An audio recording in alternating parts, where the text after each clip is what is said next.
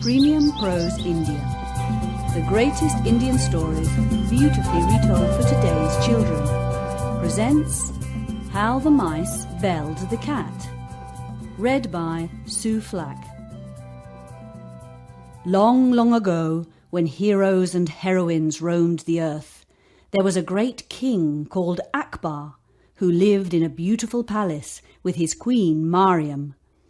The palace was full of ministers and soldiers, maid-servants and cooks, guards and entertainers. People rushed here and there on important business, down corridors, up staircases, and through lovely gardens with splashing fountains. All were busy, hurrying to satisfy the least desire of their beloved king and queen. But this story is not about brave King Akbar or intelligent Queen Mariam or any of their ministers or soldiers or servants. No, because living in that palace, along with all these people, was a wonderful assortment of creatures.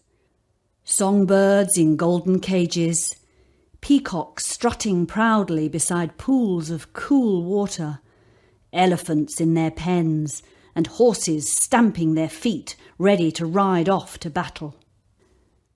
But this story is not about any of these impressive creatures. No, because also living in that palace, in the hollows and in the cracks and crevices of the walls of that magnificent dwelling, lived a band of mice. And this story is about those little mice and how they saved themselves from great danger. Come with me, children. Let us find out what these tiny creatures were up to. From their cosy holes and tunnels, the mice of the palace of King Akbar and good Queen Mariam ran to and fro, finding scraps of food, crumbs of bread, and the tasty leftovers. They carried them back to their nest for their daily feast. They lived happily and ate well, for even the crumbs of a king and queen are worth eating.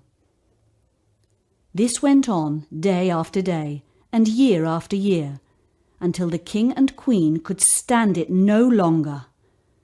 Finally, Queen Mariam spoke to the Grand Vizier.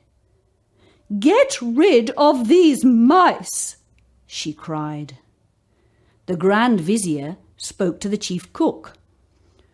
"These mice have to go," he ordered. The chief cook told the captain of the guard. "Those mice are not nice. Out they must go!" she roared. And so on and so on and so on, until finally the palace blacksmith found a young stable boy and told him gruffly, "You boy, get rid of all the palace mice, or it will be the worse for you."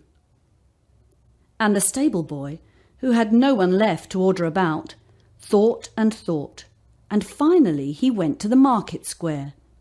He searched high and he searched low. He searched for hours, when all at once he found exactly what he was looking for. There, under a fishmonger's stall, he spied a sleek tabby cat with a crafty gleam in his eye. The stable boy quietly crouched down, and whoosh!